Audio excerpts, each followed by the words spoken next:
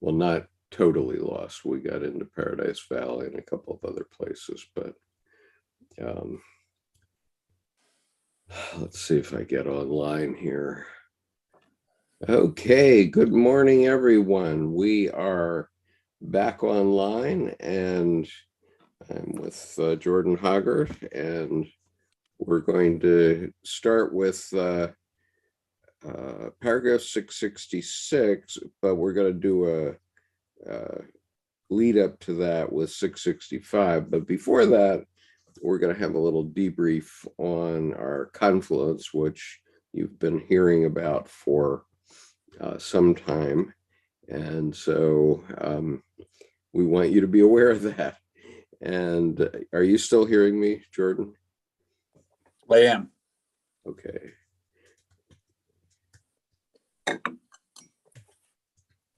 Okay. All right. So I'm going to share some pictures as we talk about what happened. And where is my share? Oh, okay, here we are. Okay, this is me and my wife headed out to Helena, Montana, and I'm wearing my Stetson. It's a nice hat.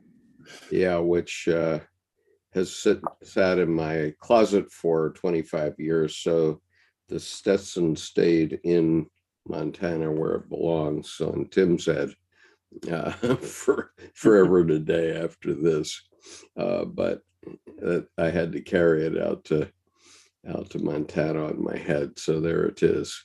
And I didn't know that I was going to do that. You know, what's happening to my library now? Oh, Still on the plane. I don't know. I had it all. Just a minute. Just a minute. Claims it's in the cloud. What does that mean? Oh, they have to individually download their. Yeah, but we've already done all that. Mine does that. It's an attempt to take up less space, but the problem is it's annoying because when I have a picture I want that I know I already have, then I have to wait. Click the little cloud and it'll come down. Yeah. Okay, well, maybe we won't do that because I don't have any of my pictures. So wait a minute. Okay, it takes a while for them to, there we go, to buffer. Okay, so this is the terrain of Montana. And Tim explained to me that there are 28 mountain ranges in Montana. And as you might guess, Montana means mountain, I don't know, place of the mountains, I suppose. And so you can see it here. This was taken right after we had gone up to the spring, which is in the right at the Continental Divide. So it's precisely at the middle of the country where on one side the water flows to the east and on the other side to the west.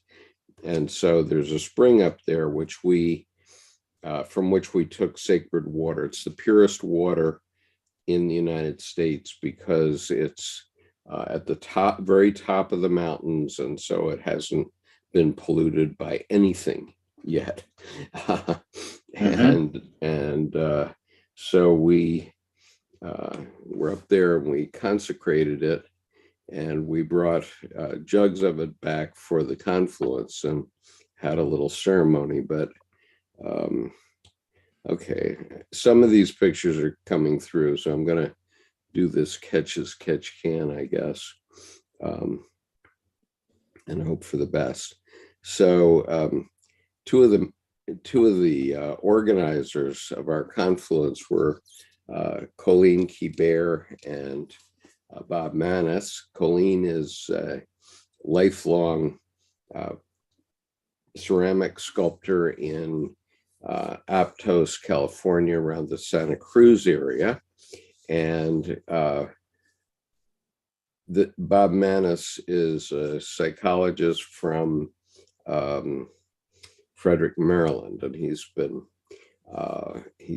doing psychotherapy for the last 45 years. Did you, Jordan, by any chance, get to look at the video? Did you see the video that I sent through the link for? For the play, I did. And I watched the play Friday night. Okay, so you did watch the play. You saw the award ceremony. Colleen is so interesting. She walks up and she's like, "Oh, that's nice. Because I've seen that and it's beautiful." And then she turned around and walked back to her seat, not knowing that this is going to her. It's like, yeah, that was kind of cute. Yeah, that was fun. So this picture is taken before she knew she was getting this as a lifetime achievement award. And so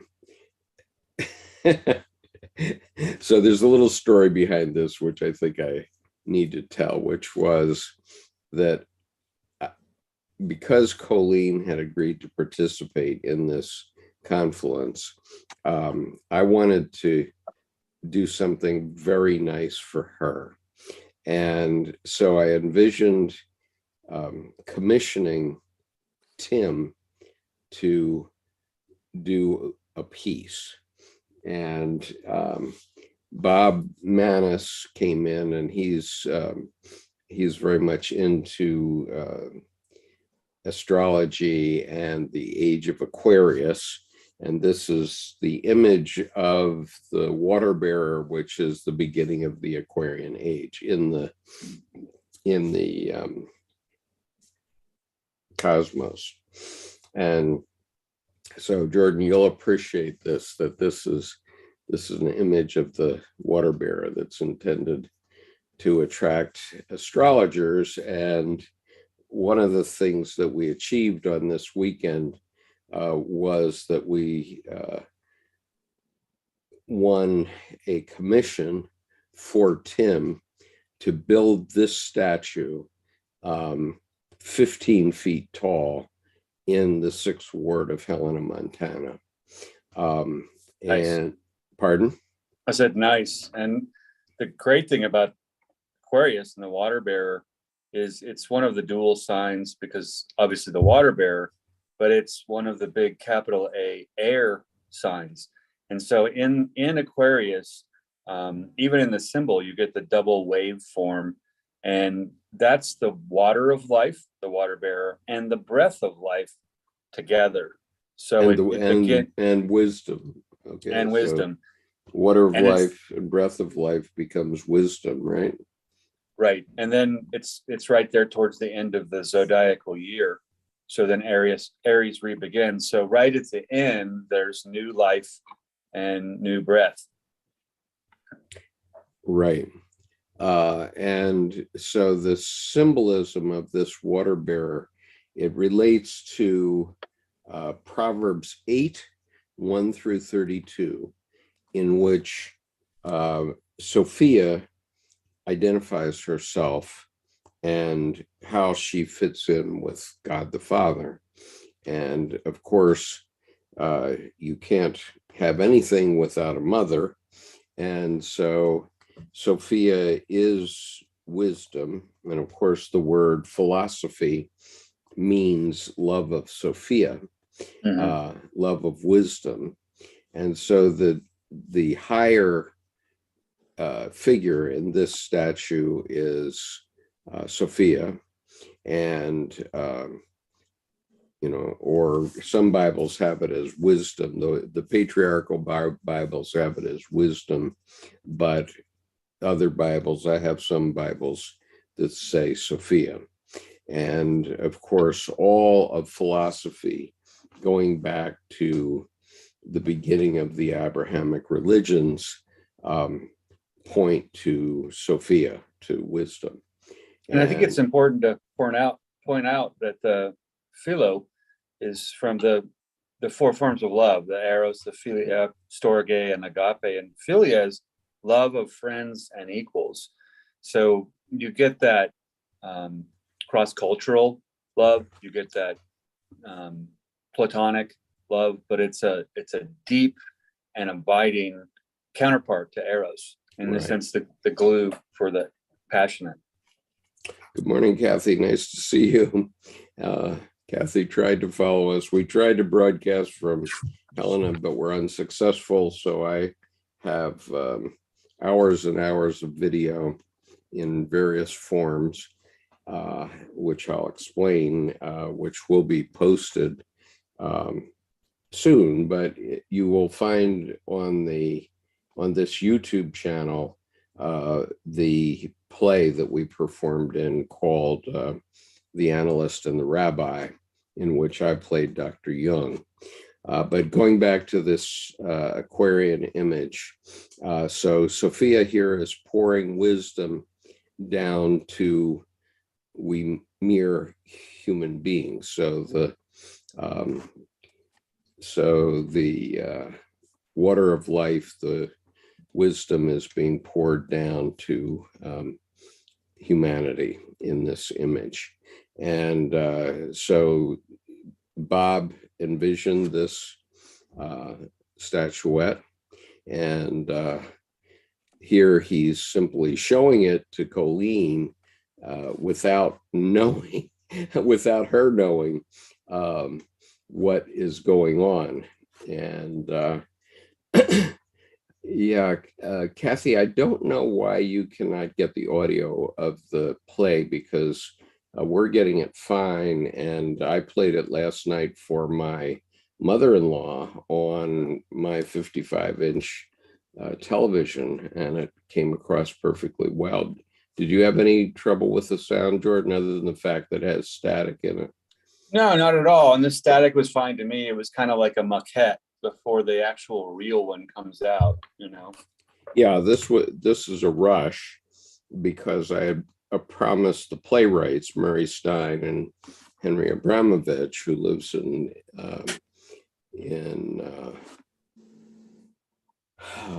Jerusalem, that I would get them video of the entire play as soon as I could. And so that's what I have done on the YouTube channel. I don't know why you're having trouble, Kathy, but Jordan was able to hear it in Taos, New Mexico, and I'm able to get it in Maryland. So I don't know why. You know, actually, Kathy, one thing you might try is, rather than clicking the link out of the email, copy the link, go to YouTube and paste it.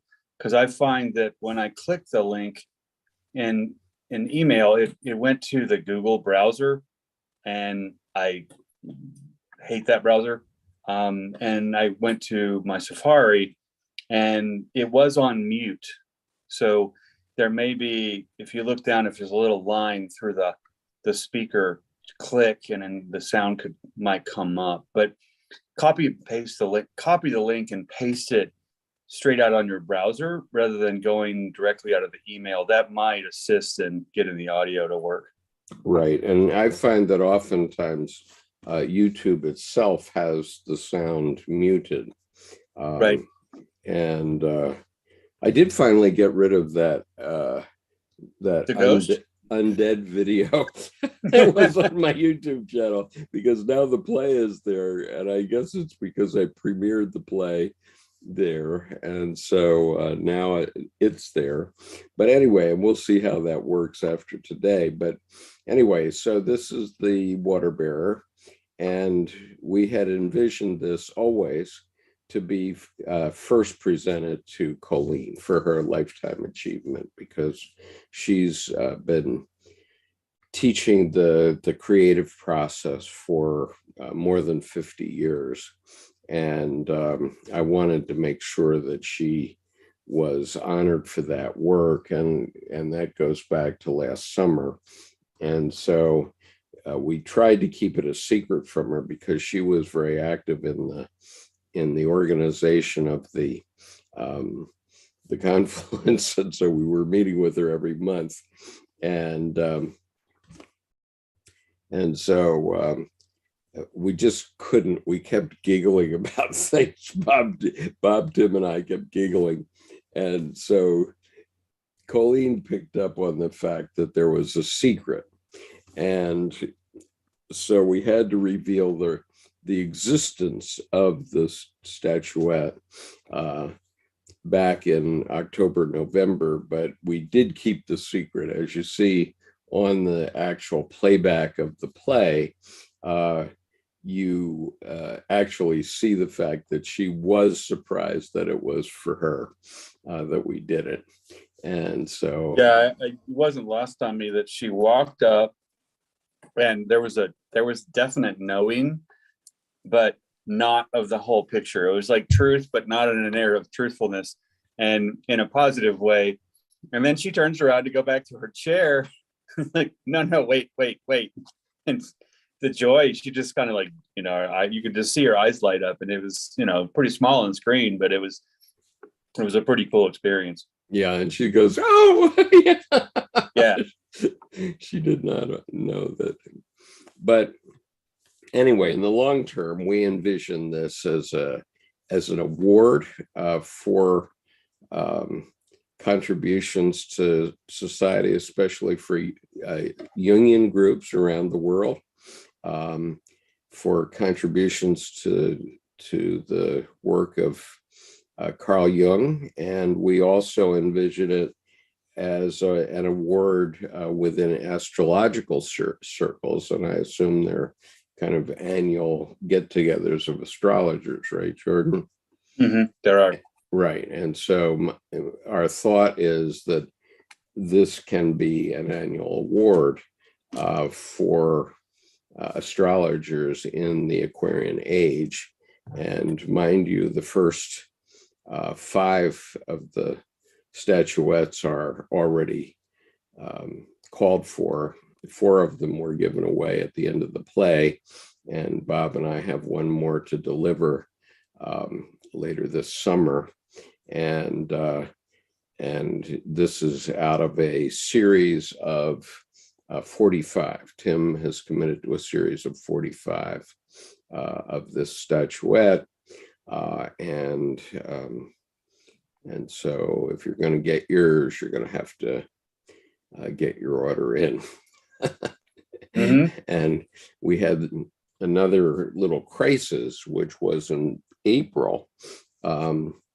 Tim's foundry, the one that I showed pictures of last November in Bozeman, Montana, closed down.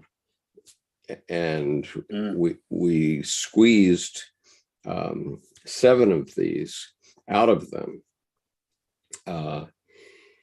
So we got 7, and then there are no more from that foundry. So Tim is going to have to find another foundry, and obviously he's going to need to anyway, because now he's got to build one of these 15 feet tall for the 6th ward of Helena, Montana, which is it's an area that is under renewal. There was a theater built there, and a small restaurant called the Vanilla Bean, and and some of the leaders of Helena who are in charge of that project, want Tim's statuette to be a large statue there, so it can be a place for pilgrimage for people who are astrologers or Jungians, and so this is the advent of this. And Kathy says Colleen was a treat to watch. Yes, she was. And so I'll go on with some other shots now if I can. And I'll put you in touch with Chris Brennan. He's a professional astrologer in Denver, former president of the Young Astrologers Association, and also research director for the National Council of Geocosmic Research. Mhm. But Chris Brennan, he heads the Denver astrology meetup that I used to participate in when I lived in Denver. And he's just a wonderfully knowledgeable person, very, very evenly balanced, and be a good contact in terms of the annual astrology award. Right. So as we know, this was done in Tim's 7,000 square foot studio in Helena, which is quite a remarkable place. And good morning, Art. Nice to see you. Thank you. And so I'm going to put the link to Tim's studio on the chat, on the YouTube chat. And so you can go and look at Tim Holmes' studio. He's got a nice little video there about, which is a tour of his studio. It's just an incredible place. And so let me see what else I can see here, because okay, all right. So Skip has a lifelong friend named Ray Green. Ray and I met in 1962, and Ray lives in northern British Columbia, but in a huge gift of friendship, Ray, who's my age, drove. He's actually 6 months older than me, to the day, actually.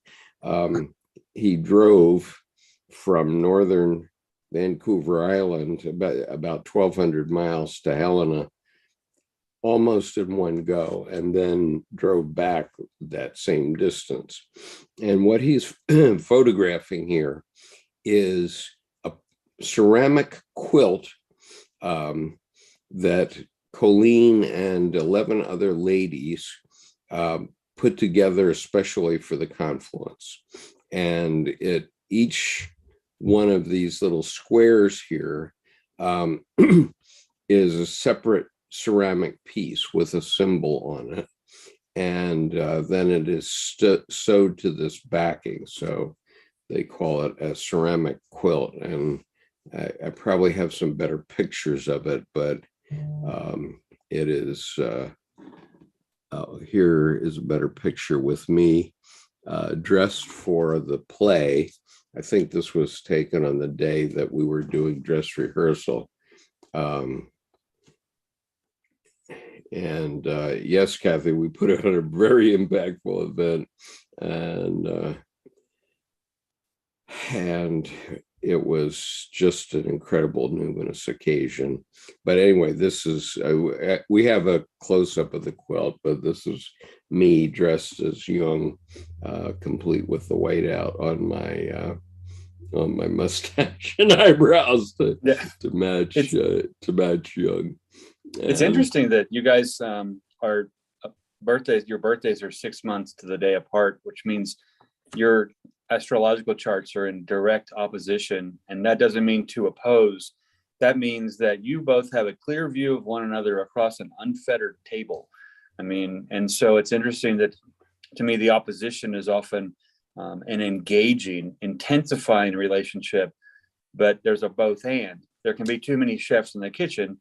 At the same time, there's the ability to share more powerfully, because it's not like it's off at an angle. You don't have to bank shot to another sign. You literally look across the chart, if you look at it as a table, right directly at the person across in opposition. So that's pretty cool that you guys are 6 months to the day apart. Well, and there's a lot more to what you have said. Ray, in 1967, within a week after I joined the Marine Corps, I had a phone call from Ray saying that he was going to Canada and was not going to serve, which obviously is a direct opposition.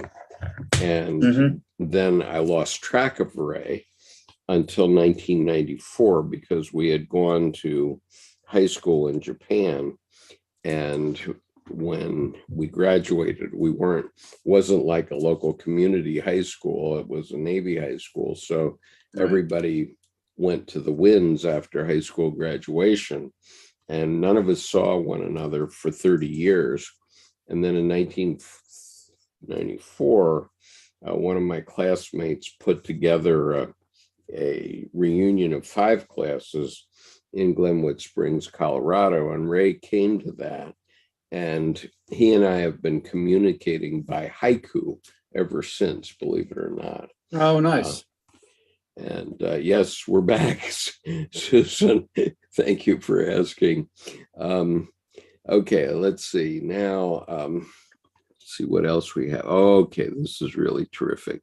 This is Colleen, especially for this event, created, let's see, 7 Venus of Willendorf. Now this is her version of the original Venus of Willendorf, which is the oldest sculpture known to humanity at the moment.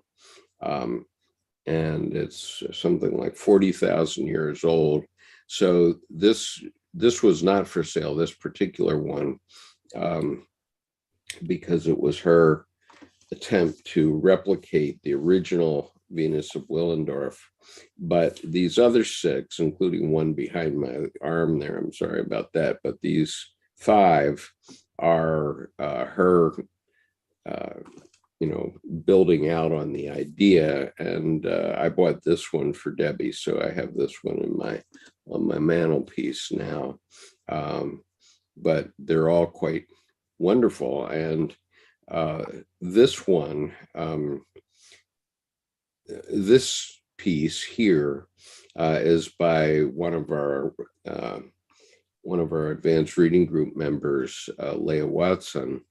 And as you can see, this is a woman hanging from the cross, and it's overlaid over the American flag, which is a distress symbol. Right, as being upside down. Right. Right. And I don't know, I'm currently trying to figure out whether Leah will even sell that. I think maybe not, because it's such an important symbol, but I've asked her to give me a price. And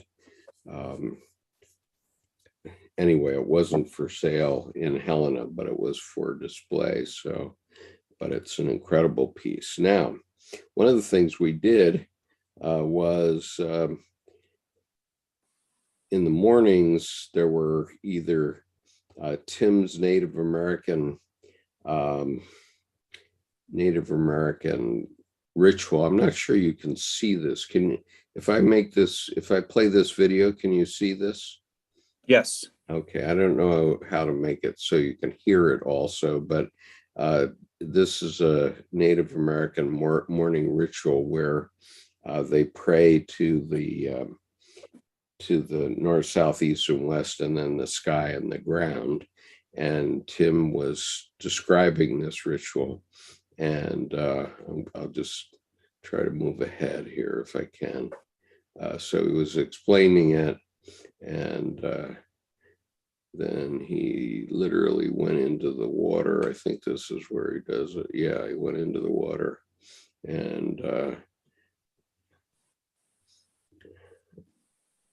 not supposed to show that part, but anyway, so here he's doing the ritual facing the sun, and then he does it in each direction, and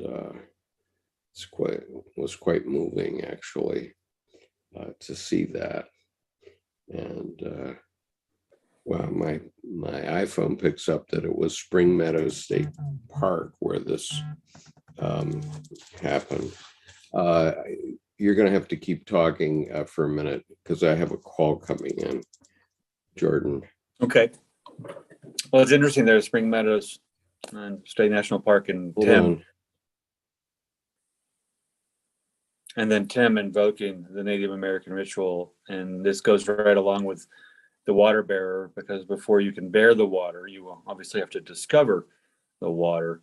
And the water within, with Tim, is now starting to merge with, dance with the water outside in the pond, in the lake. And as then he looks up, he's calling down. I imagine he may also move to the four directions, but then as he goes up, then he goes down. And so the as above, so below, the for a tree to reach to heaven, its roots must grow to hell. And also, we can't see his feet. So to me, the idea of the volcano comes to mind, that which brings new lands in life. And in that sense, then Tim's head is in the clouds. His body is making new lands right there at the surface of the water, and the connection with the water, something intangible. And his feet are then firmly planted in the abyss that we can't see. So it's such a thick, full ritual of full connection at all scales. Of course, Tim is quite buff here, considering that none of us are very young anymore. Yeah. But anyway, it was a cool thing to do, and I hope you all appreciate it. And then this is Blake Miller, who is a friend of mine from Facebook, and he and his twin brother came from Columbus, Ohio for the Confluence. And it was just an amazing connection for both of them. And they're twins, and it was very interesting seeing the two of them interact while they were out there. And we were really, really happy to have them. They're 35 years old, these twins. And Blake has a trucking company, and his brother Ryan is a welder, and he made an incredible connection with Tim Holmes, of course. Oh, nice. And then here's Mother Goose coming to the lake also. Nice picture of that. I'm not going to bother you with all of it, but anyway. Well, with the Gosling there too. Yep. And this is Jessica Lee, who was the makeup artist for the play. And here's the actual play. Tim was introducing it. These people in were the ticket sellers and the owners of or not the owners, but the managers of the theater. And this is me after the play on my way to the Vanilla Bean restaurant. Good job, by the way, you and John and Sherry. That was well done. Yeah, it worked out well. We were really thrilled with the performance. And so here you see the 6 organizers. Here's Tim, Colleen, Sherry, John, me, Wally, Boss, who's the videographer. This is Carson Yava, who was the cellist, and Bob Mannis is actually standing back here.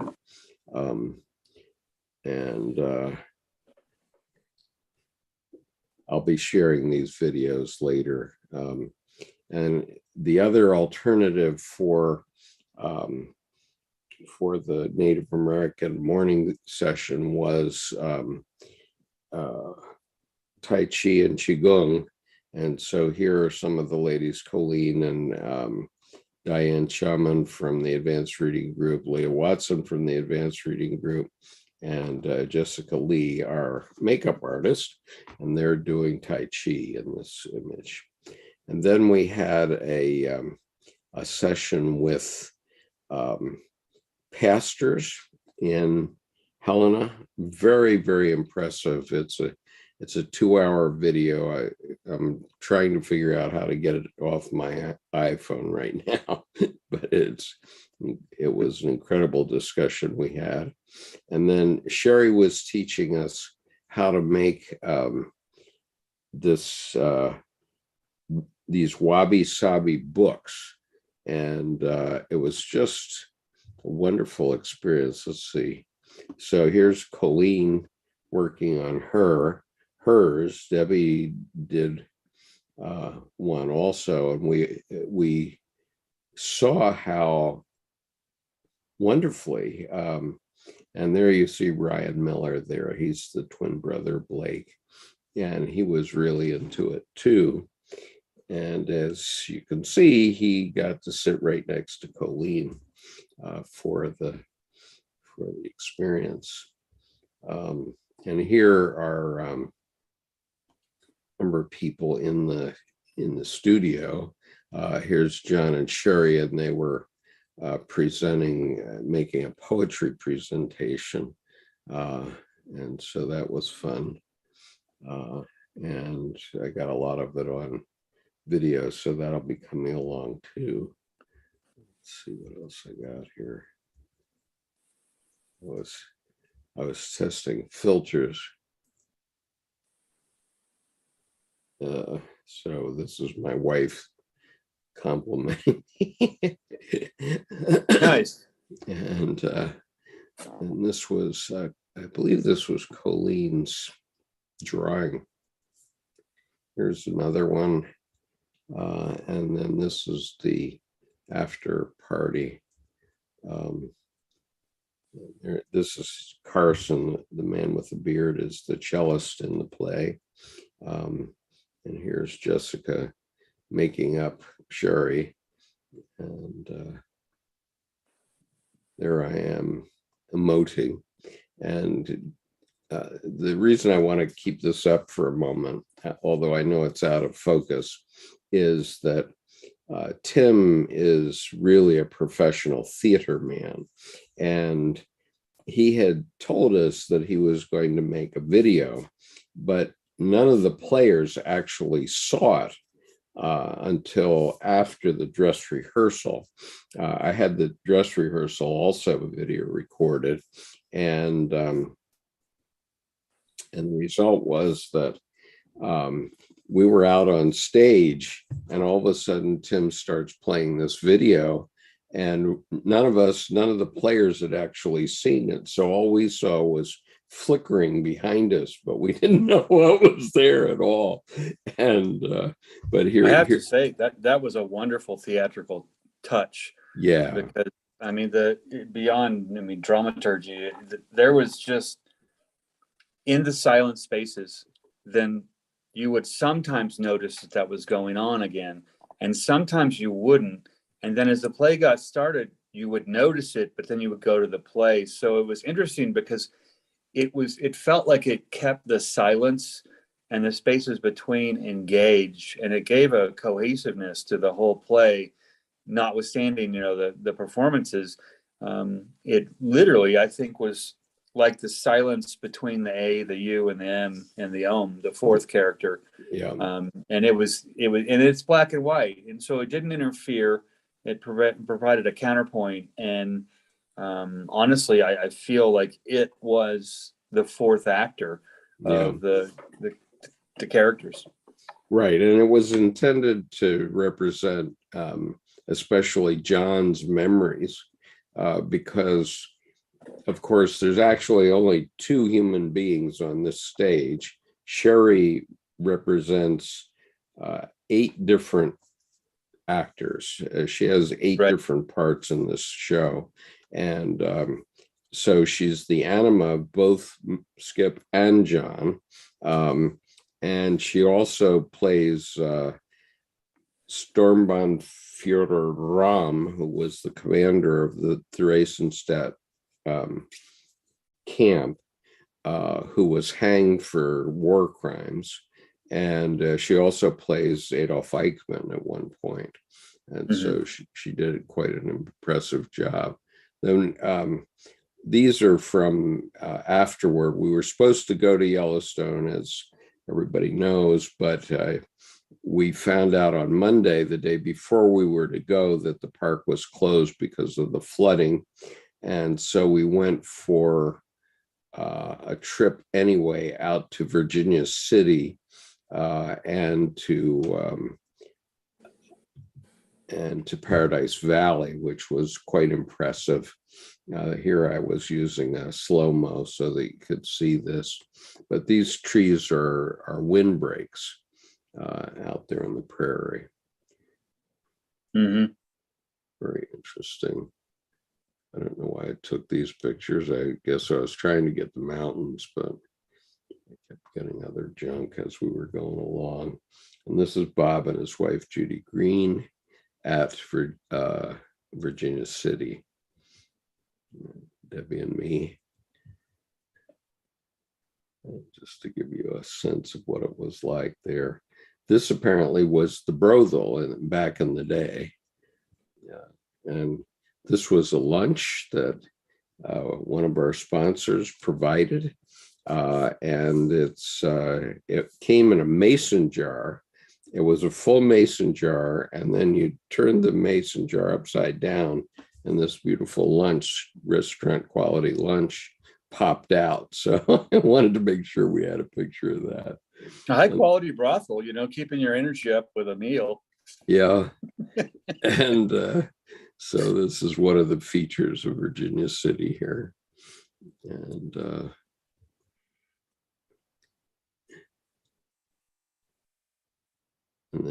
this is, by the way, the Fairweather Hotel. And Debbie's wearing her U.S. Maritime Marine Academy jacket that I got her one time. And, let's see what else we got here. Oh, here's one of you can see some of the flooding here. That's Wally shooting the flooding. And this is a picture from a night of terror, which was an earthquake, I think in 1959, that actually created that lake originally. And yeah, the flooding, the videos I saw, the flooding, 3/4 of whole roads gone. I mean, it really literally washed through. That was quite an event with it. I think it was induced by rain on top of snow that was starting to melt. And so you basically ended up having huge amounts of snowfall that was cut off to fall in and thaw and melt in the rain. Yep. So then, because we couldn't go to Yellowstone, we went to the Museum of the Rockies in Bozeman. And this was quite incredible. This the largest collection of dinosaurs ever in the world were discovered in Montana. And this museum is quite impressive. This reminded me of one time I had a Huey cobra turn on me, and it was coming right down my throat like this, and it fires 2 rockets. And instantaneously, I thought I was dead. And the rockets went right over my head, killed somebody behind me, but not me, fortunately. Which was good because I was an ally of the Huey. Yes. So yeah, someone shooting over your shoulder when you're not aware that there's someone right behind you is a little wiggy. Yeah. And so this is I took this picture because this is how they found these bones. After millions of years they had been silted in, and so this is actually a cut out of the mountains and shows how these bones expose themselves over time. You can see how large they are. Debbie is 5'4", so just on the lower part of the leg up to the knee is Deb's height. And yeah, quite massive. Yeah. And here's another one, agonizing death for some creature millions of years ago. And that right there is interesting to me, the Western Interior Seaway. If you look at the plains, that's all low-lying land that with higher waters, seaway. Right. And it's quite obvious that these creatures came out of the water, but later on, they found out that they were feathered and they were actually more like birds. Right. And so this is not what you think. It looks like mating, but it's actually this creature making the other creature his lunch. Right.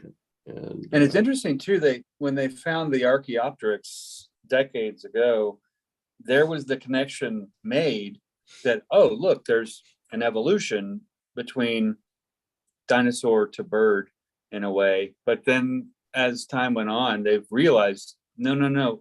When the cold came in, they had feathers. I mean, so they weren't just cold-blooded and without a coat, so to speak.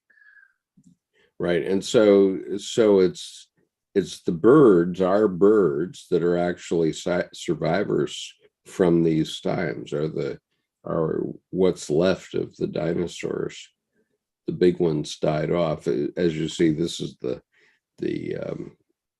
plaque on that particular piece where it says, Tenontosaurus for dinner. Yeah. And so that's what that is. And take a look at that. That's a head. It's really quite intimidating. That look. I mean, you could imagine that coming from Mars or something, right?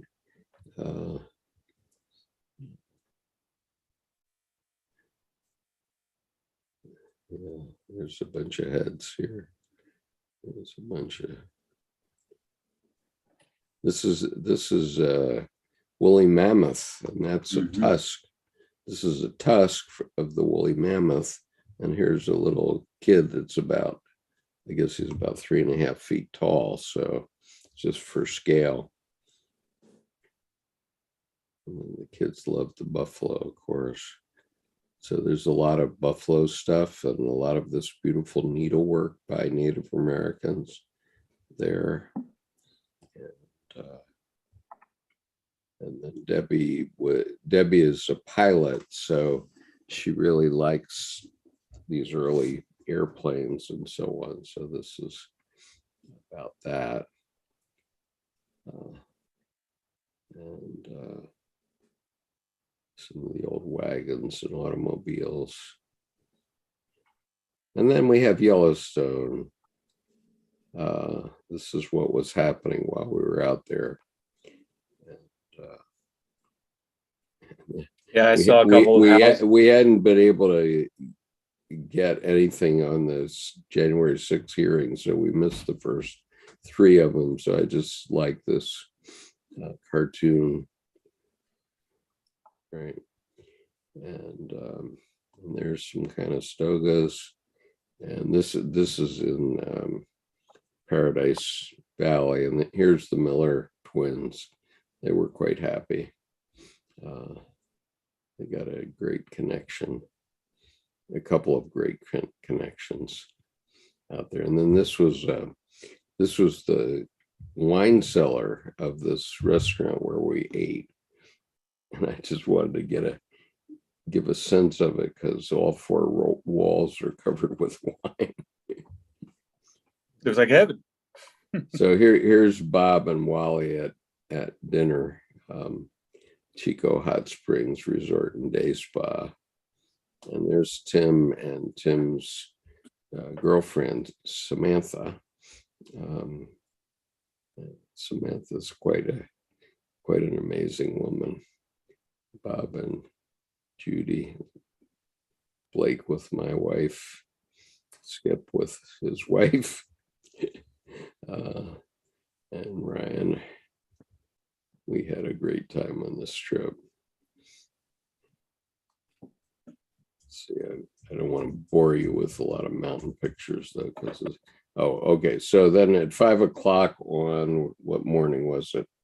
5 o'clock Thursday morning, Tim and I had to get up and take the Blakes or the Millers to their 7 a.m. flight in Bozeman, and nobody else was going to get up for it. We had to drive 25 miles into Bozeman. And so we got this great image of the moon rising over the Rockies. Nice. There's Tim beautiful shots. And this was at the Bozeman Airport, I guess. And going back, we stayed in Livingston, Montana that night. And so just to give you a sense of that, it was really a beautiful sight. And it was about Well, the day sky moon's always intriguing to me because it's as if the mystery has been uncovered. You know, it's no longer light from an unseen source on the moon. It's almost like this inert magic up there that kind of just laughs down. Yeah. Now, do you see anything strange about these horses? Besides the painted, those are sculptures. Yep, they're sculptures. They're made of metal. And here's Tim with his sculpture in front of his father's church. And everybody's seen these plaques before, but here I am with Deb, and then Tim and Skip together. There's his Who Gives All Gifts is the name of this sculpture. So the next water bearer will be at least on that scale. And then Tim also did this piece, which is the symbol of the Methodist Church, I guess. It's a nice piece. Yeah. Yeah, it's always intrigued me about see the symbol here on the sign too. Mm-hmm. Okay. And it's like the eternal flames, but it's interesting to me. There's just such a Yod-ish Hebraic character just to it. It's two leaves growing up, two fires. Right. Then coming back, it was such a numinous, wonderful trip that we had to pay the universe back. So we had the trip back from hell.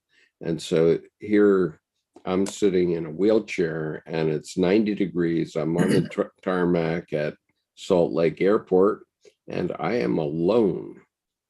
They literally left me alone in this covered place, but as you see, it was open, and they left me there for about 10 minutes in 90-degree heat, which wasn't very good. Then they pulled me up into the terminal, and once again, I was alone, as you see, in both directions. They just left me there for about. That's like an outtake from the Langoliers movie.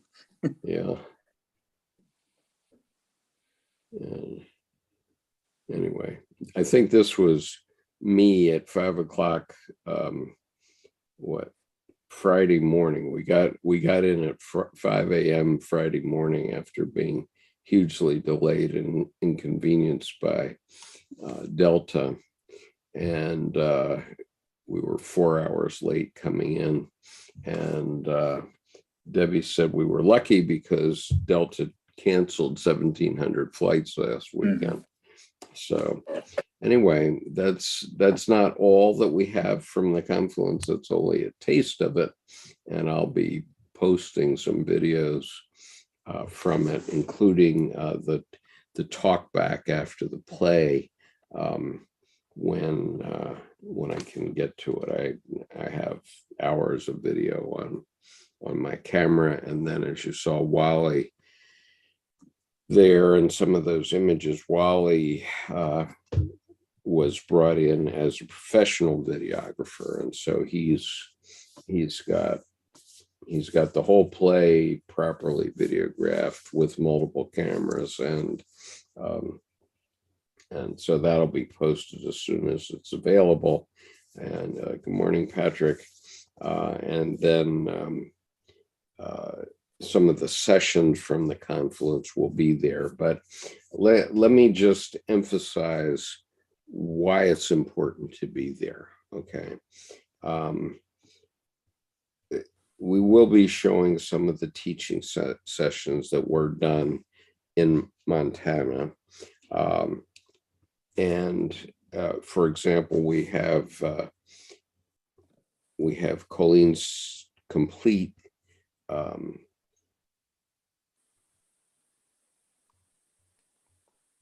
her complete what?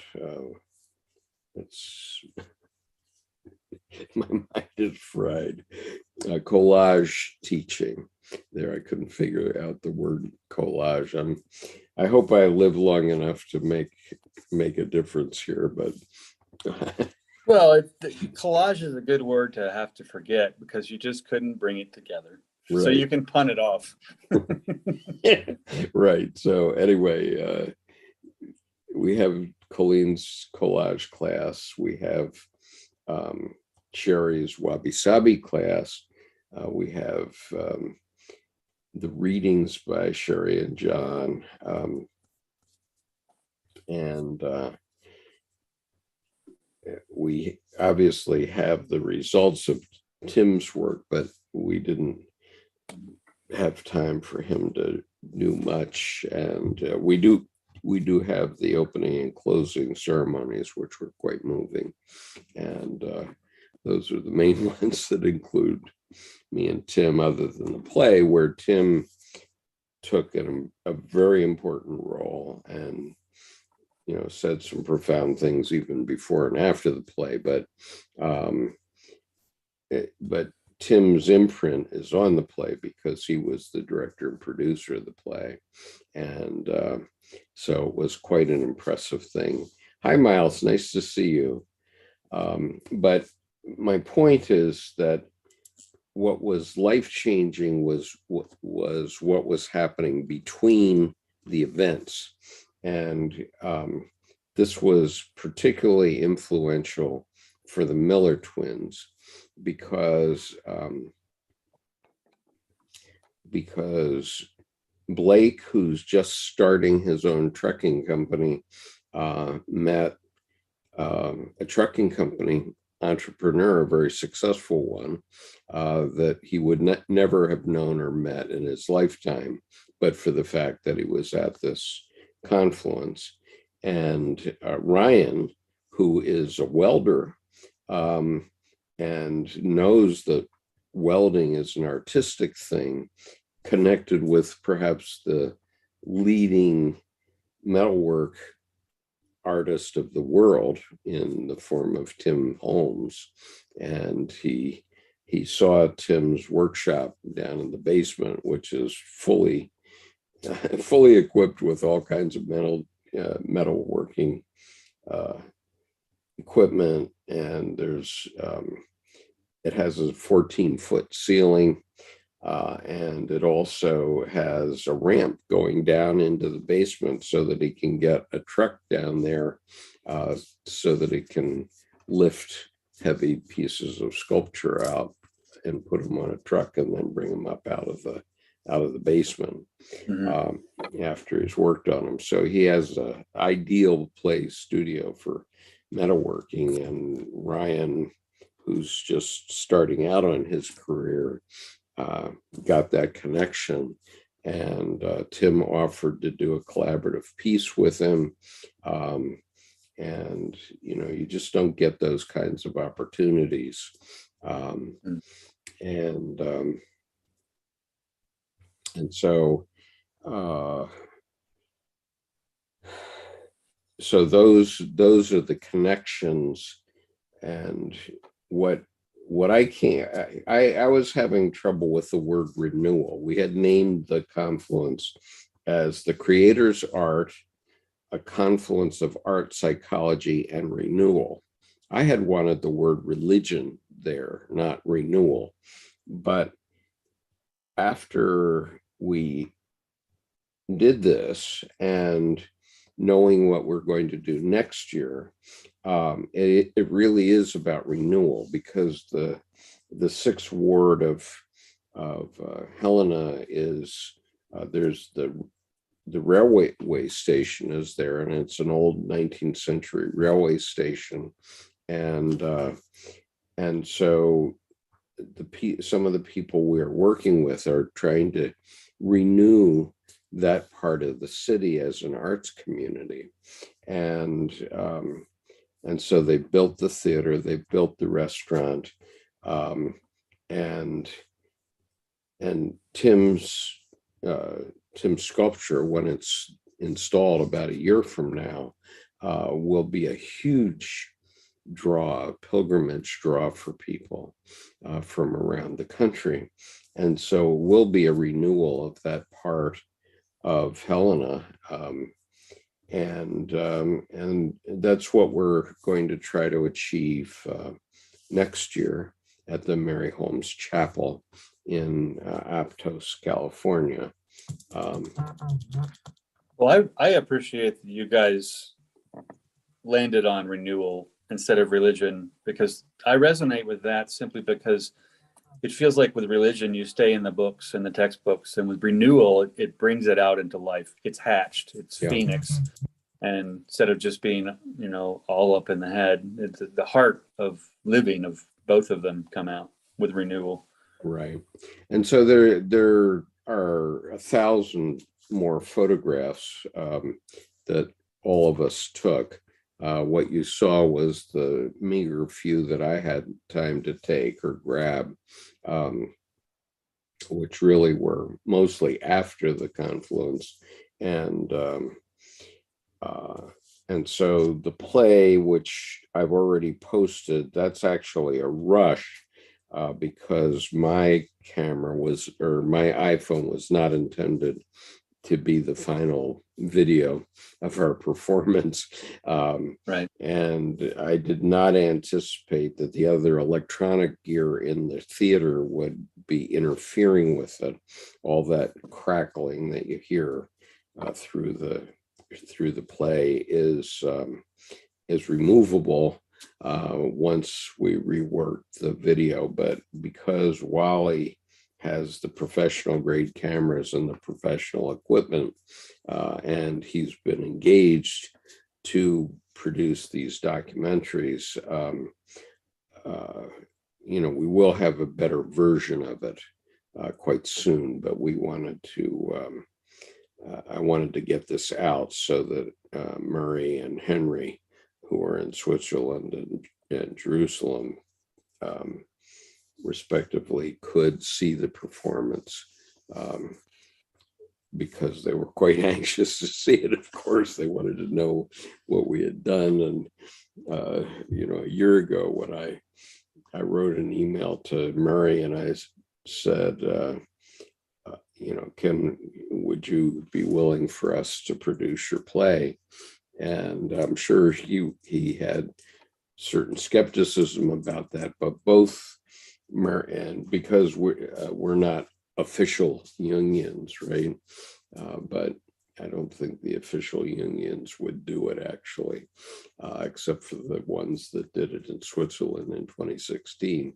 And those were personal friends of Murray's who did that.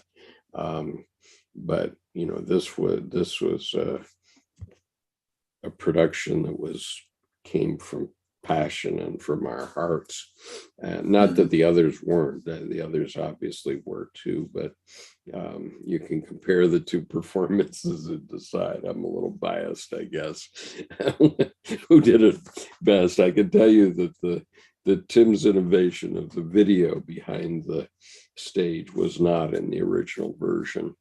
And I have to say, I was just about to say that video, that silent film as the background backdrop, that was the piece de resistance that just really was this silent but not invisible connective tissue between all three of you. Yeah. And the stage and the audience. I mean, it really put you all together in the scene. It put the context in place instead of just three people stomping around on the stage. It made a world of the stage, and I think that, and also it withdrew, from history, from the account of history behind you, that everything was put in place as if this was the present tense, and that made it even more poignant about everything going on right now. Right. So anyway, it was a year's work to produce a 1 hour, one time only performance. Now it remains to be seen whether we can introduce or whether we can attract some Jewish groups and Jungian groups to let us perform it again around the country. We're available for that right now. And so if we, now that we have the production put together, we can perform it around the country, and we're prepared to do that. But if groups would cover our travel expenses and provide homestays, so we don't have to put any money out to perform it, then we won't be charging for our performance. The actors would, and Tim, we absolutely require the 3 actors, Tim Holmes, our director, and depending on whether a cellist is available, we would need the cellist as well, who's Carson Yava.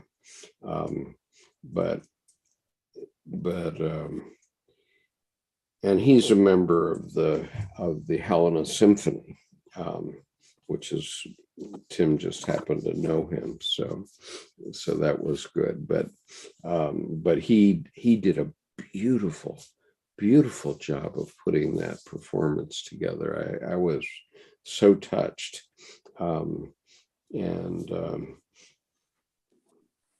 Oh, he was the other piece. It felt like he and the screen were in a marriage, because it was so understated and so subtle, but when he was there, it was exactly the right time. right. And so, he wasn't playing, soundtrack in the background. It was, the 5th actor in a way. Sure. And just in cases, why just your country, why not Europe or Latin America? And the answer is I never said not those places. We would be happy to perform it in Europe or in Israel or in Latin America or any place else in the world that people would be interested, but we have to have our expenses covered. So obviously airfare to Europe is a tad more expensive than to Montana. And so we would have 2 people. Sherry and John would be coming from California. I would be coming from Baltimore, and Tim would be coming from Helena. And that would be the absolute minimum that we could do it with. And so we are going to try to get it done by the Jung Society of San Francisco. So for that, we have Sherry and John already present there. And so that would only require bringing Tim and me in, and possibly Carson. It just depends on if we could spin up another cellist or not.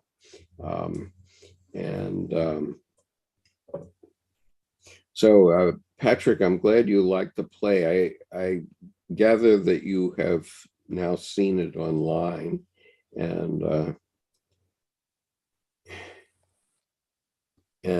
so just so as you know, we would be happy to come to Denmark or to any other country where we can travel. And we don't require 5-star hotels, but we certainly require homestays, lodging and meals, and the travel expense to get there. So, I would think that we could go there, and we would need, in this case, we did 3 rehearsals in Helena before we actually performed, and I think we would need at least 2. So the way it happened was on Wednesday, the 8th, we all arrived in Helena. On the 9th, we did 2 rehearsals, and then we could do the dress rehearsal the next day and the performance the next day. So you pretty much have to figure on a week of our presence in order to both, one, get through a couple of rehearsals just to brush us up each time we perform, but also to give us a little bit of a payback in terms of a little sightseeing in your community. That would be great. And Justin says, how about on the space station? Sure. I'm game. call up Jeff Bezos or Elon Musk, and I'm ready to go. And I'm sure I can con John and Sherry into it.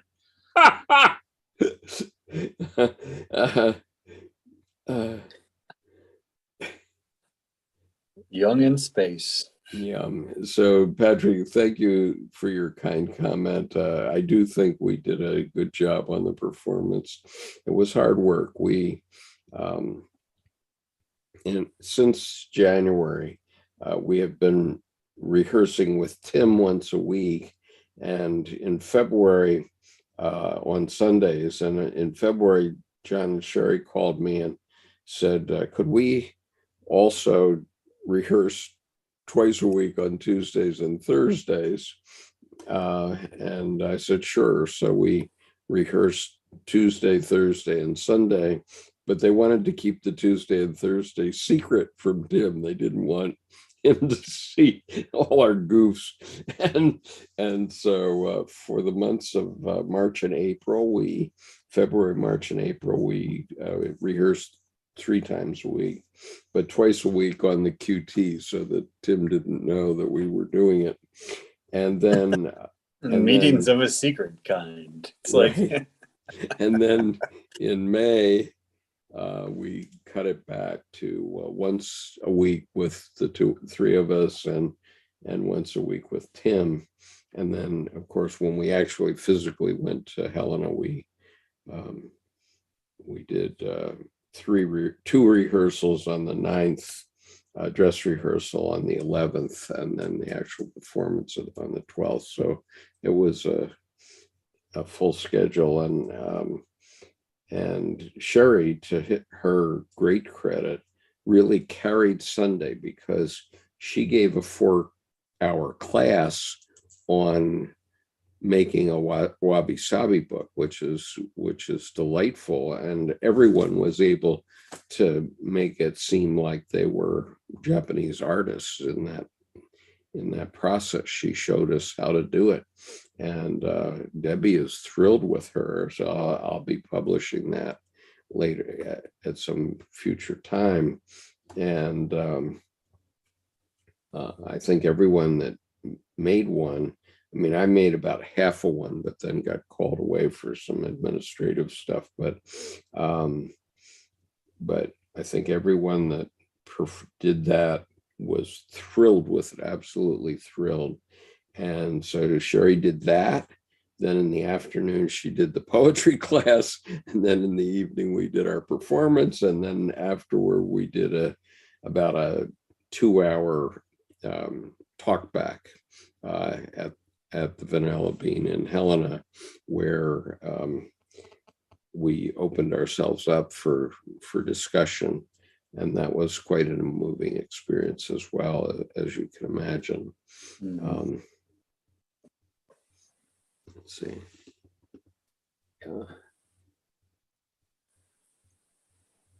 So, Justin, I hope your mom was better. Also, we lost Jordan, unfortunately, because Jordan, did you have COVID, Jordan, or? I didn't test, but I had razors in my throat, and I don't think I had COVID because I didn't feel the warmth in my chest that I've associated. I kind of, when I had it in January 2020, I kind of that next day memorized everything that happened. Mm-hmm. And there was a light wheeze the night before. I woke up, I couldn't breathe. There was a warmth in my chest kind of thing. I didn't have any of that, but I had razors in my throat. So my joke was, oh, I only have strep.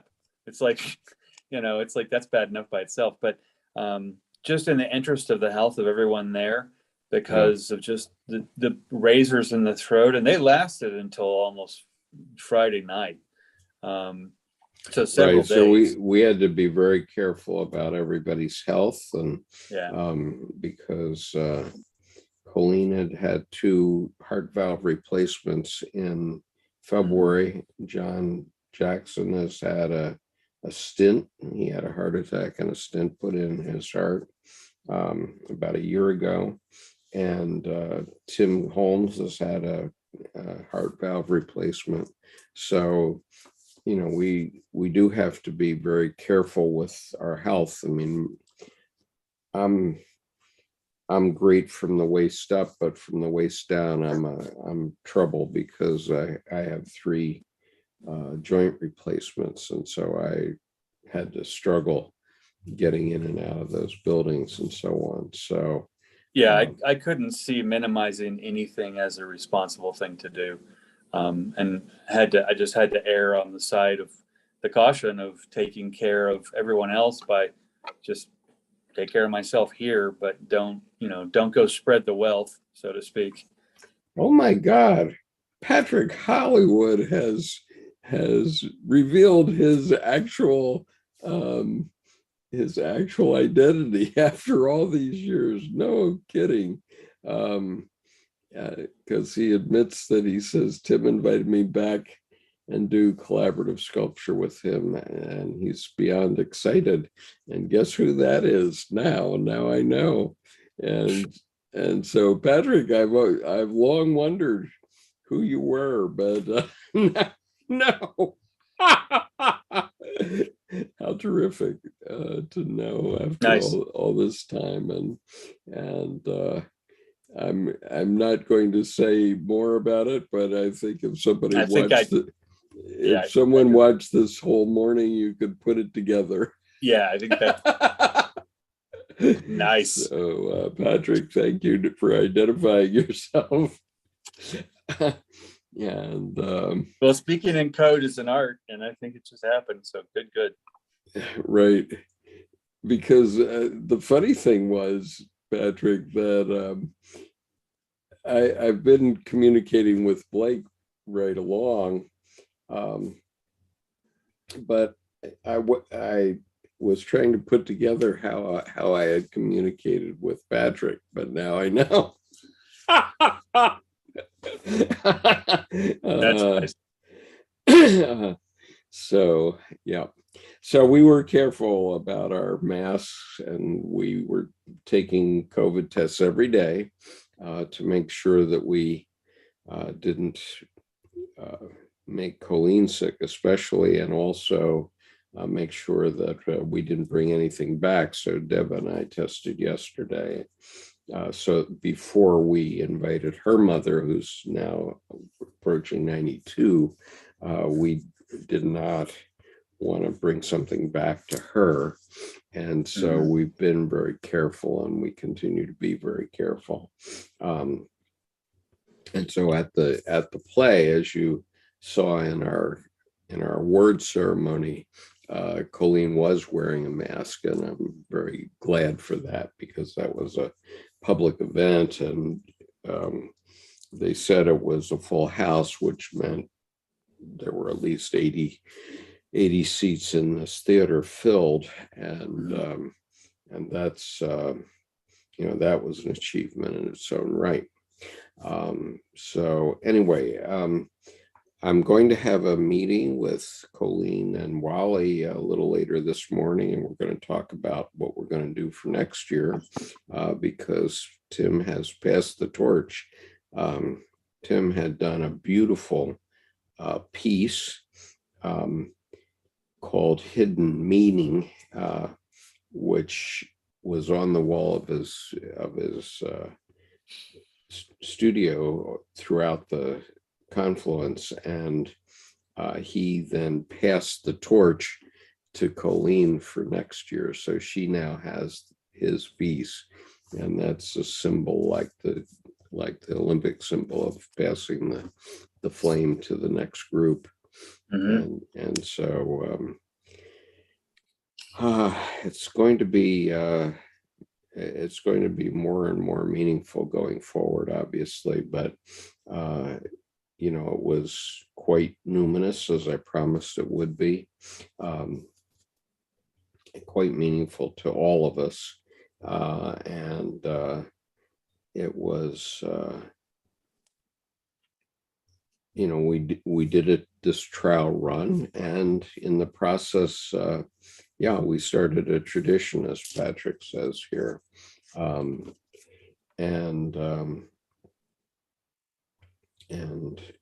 it's, I was quite moved by the experience, plus the interactions that you get by getting together with people of that seniority, because people don't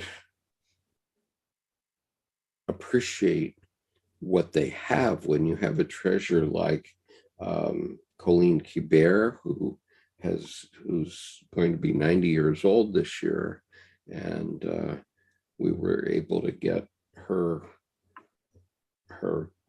one of her primary teachings on recording, and we were also able to get all of her beautiful work of all of her friends and students from Aptos were there, including that quilt, which was just remarkable. And I think we have video of her describing that, so that'll be posted within the next couple of weeks. I have so much video on my phone and stuff that we have overflow. Right. So we're gonna have to play it by ear. There is one more picture. I thought I had it on here, but let me just check. Yeah, you've got more than an FTP issue. It's just there's enough there that there's a lot to individually move. Right. So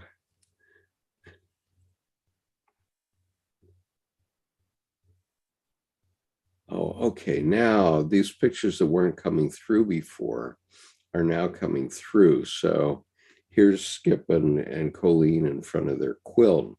And then here's the quilt in total. And here's an up close of it so that you can see how difficult it was. And this was accomplished by 12 women, and each one created her own symbols. And of course, I think this was the central symbol, which is obviously a Ouroboros. So we have the new 12 apostles. Right, something like that. Yep. And here's Colleen describing it. And this piece behind Colleen is Tim's piece, Awaken Human. And there, on that piece, there's actually 21 different human figures on that. And can you put the pictures up there? Can you put the pictures up? I'm still seeing both of us on the screen rather than the pictures. If you're going through. Oh, I beg your pardon. I'm sorry. I've got the narrative and I have no image. So it's okay. Thank you for I can imagine. Yep, thank you for reminding me. That was stupid. Let's do it this way. There we go. All right. So here's Skip and Colleen in front of the quilt. And here's the quilt. And there's, I think, Blake in the background working. And then here's a close-up of the quilt with, as I was saying, the Ouroboros in the center of it, and infinity here, and many other great symbolic images in this quilt. And Debbie's going to work on getting this accepted by the Women's Museum in Washington. So here's Colleen, but you can see Awaken Human, which has the 21 figures on it. And at the lower side of this, the figures are all pulling down on one another, or trying to climb over one another. But at the upper level, the figures are helping one another to get to the top finally. And one gets to the top. So that's what that is. This piece is Tim's syzygy piece, which has a male and a female figure connected at the shin. This piece is Tim's temenos. Let's see, can I make it bigger? Maybe. Okay. All right. So this piece is Tim's temenos, which is the sacred place where we do things. And so we were certainly in a temenos over this weekend, and that this is symbolic of the temenos. And then this is one of Tim's pieces showing the rage of 2020 and how we were all trapped in a stormy sea. Let's see. Okay, let me go back and overlook. Okay, so here's the entrance to Tim's studio, which is quite lovely. This is it was built in 1895 as a home for wayward women, and it served as a dormitory for 30 years, and then they closed it and turned it into a furniture warehouse. And of course, here's Leah Watson with her piece, which is this one, which speaks for itself symbolically.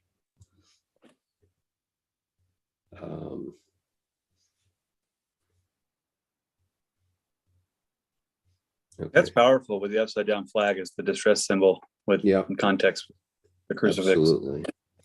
And here's Tim at the spring at the Continental Divide. And I was catching some video of what Tim and Bob had to say up there. And so we were capturing this water for our later ceremony.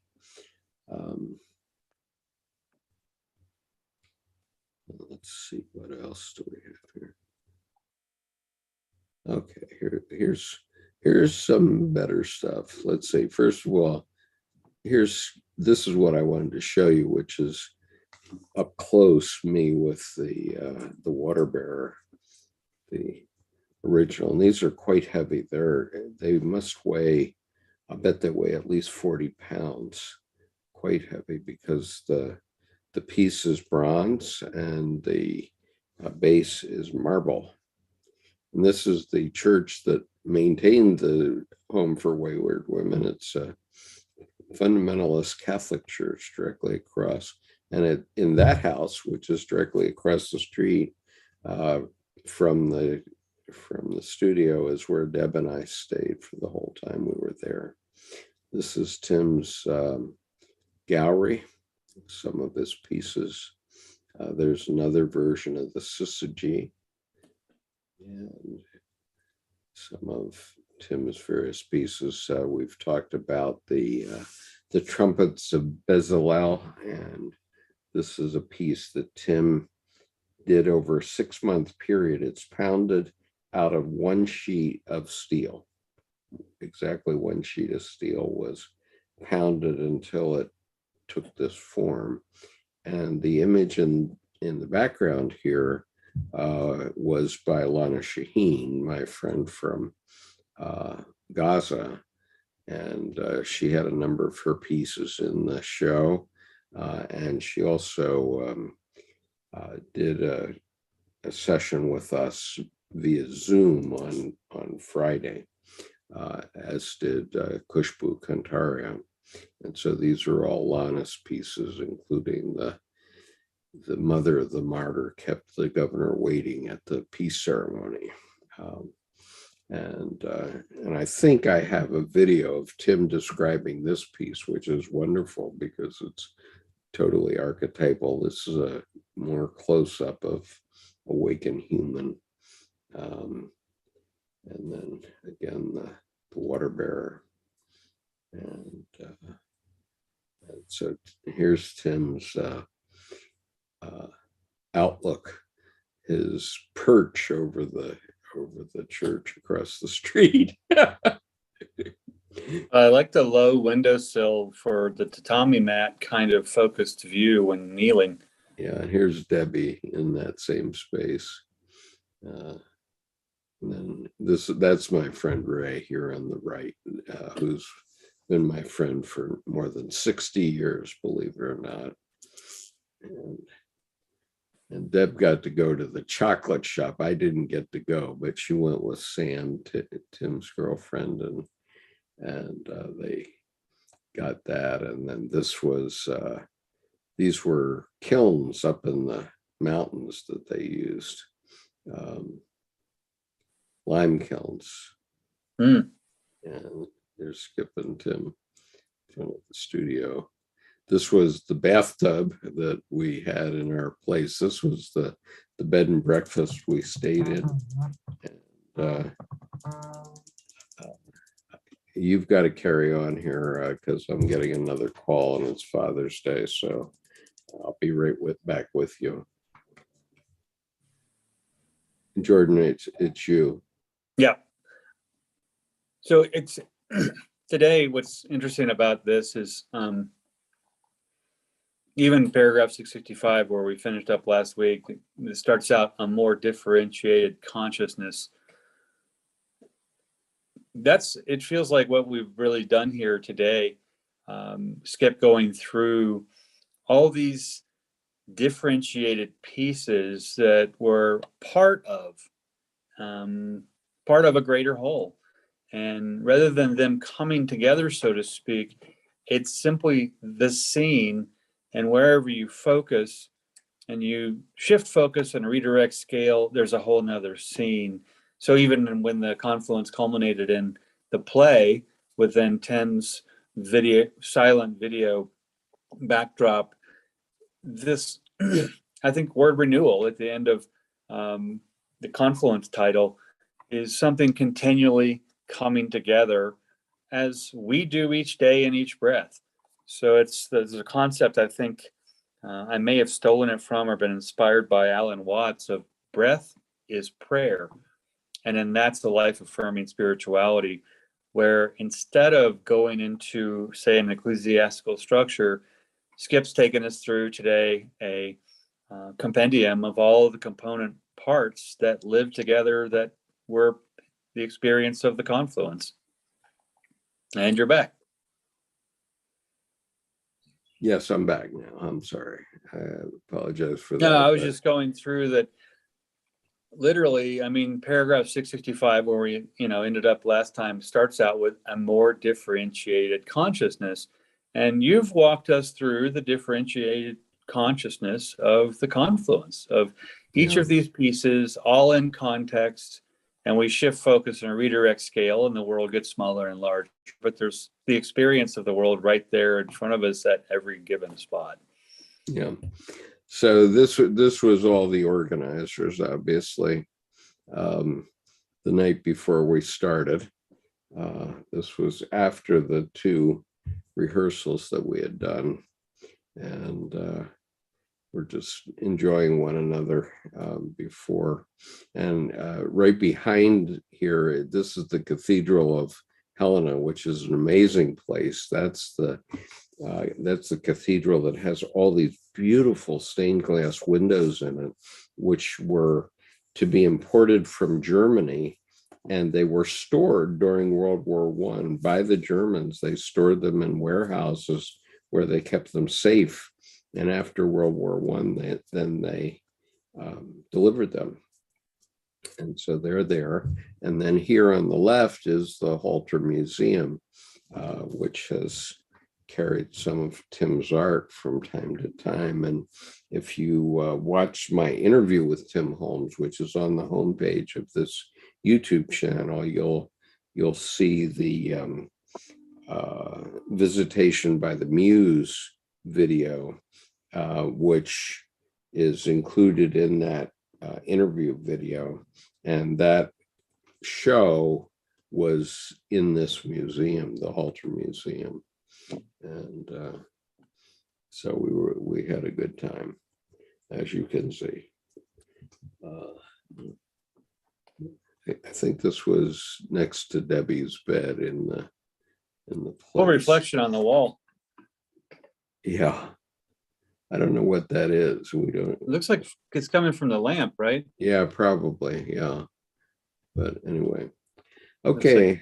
So two strands of wheat or barley. that's my show and tell of our Confluence so far. There will be lots of video of it going forward, and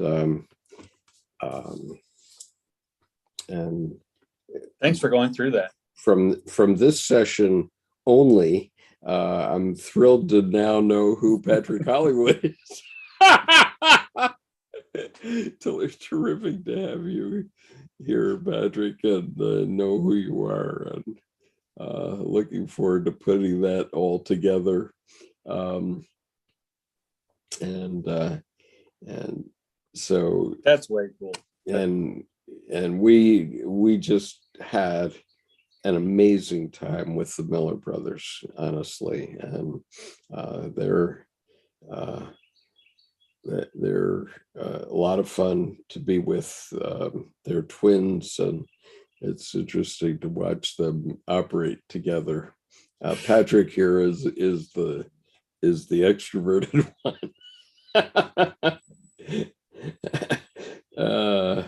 Yeah, I guess your secret's up now. No, I didn't know before this, so that's terrific, Patrick. Your secret is safe with the 10,000 people that'll now watch this video. Right, but they have to have backstory to make the instant connection, or even know that there's a connection to make. Well, so given that I've now consumed almost 2 hours of time with the replay of the Confluence, which, there'll be video from it and other photographs. The photographs are going to go on the archetypeinaction.com website in an album of some sort, which I'll put together in the next 2 to 4 weeks, I suppose, considering the amount. But next week we will go back to Answer to Job. Answer to Job, by the way, did get mentioned at the end of the play, and you'll now understand why this book that Jordan and I are working on now together, why this book is so important. And it's actually mentioned in the very last scene of the play. It's the second to the last line, my second to the last line. I appreciate the fact that Murray and Henry had put that into the play. So we're not completely off target, but we are going to do it again in California in October, November of 2023 at, maybe not at Colleen's house, but that's to be decided over the next year. And we will be doing it again. If you weren't there this time, you really need to be there next time, because the opportunities to meet these people and have all their connections is something that is not replaceable, and it's priceless. And Patrick here. I think too, we by you going through these pictures of the Confluence, you weren't off target. We weren't off target at all. Is when you dropped out to one of your calls, the first part of the first line in paragraph 665 was a more differentiated consciousness. And so I think, honestly, that just segued right into the pictures today, and was a visual representation of paragraph 665. Yep. So, right. So anyway, we will share quite a lot of the video from the event, but what isn't covered is that precious connection that comes between the people that are present. Yeah. And that's the one thing I chiefly miss. I mean, because I know at larger conventions that type, where you may be in some specific wonderful city in the world, but you're going to have to travel back to that city to see the city because you never left the hotel. You know, in a way, you're always with these people. That's your place rather than where you are. And so that connection that occurs there, which is so intense, is it was an intense 5-6 days we had together. It was incredible.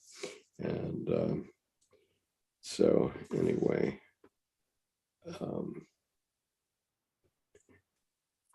yeah, I don't know why your image there was being held for review, Patrick, but it was automatically accepted by the by YouTube before I got to release it. So anyway,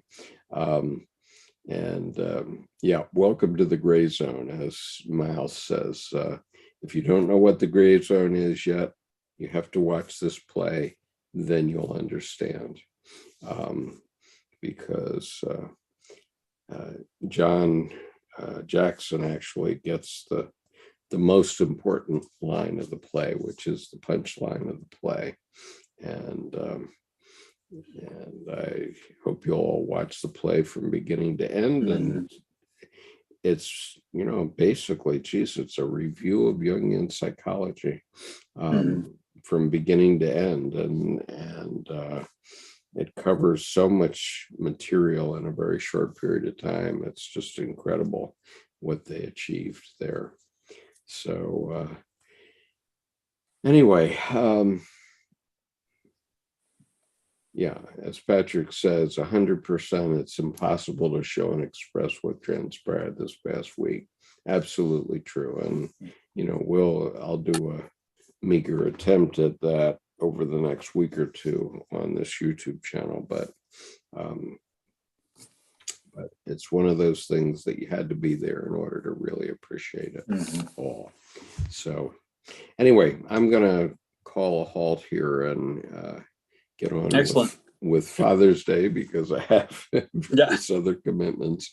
And Happy Father's Day. Thank you, sir. And I'll see you all next week for continuation of Answer to Job. So peace. Take care, everyone. Peace.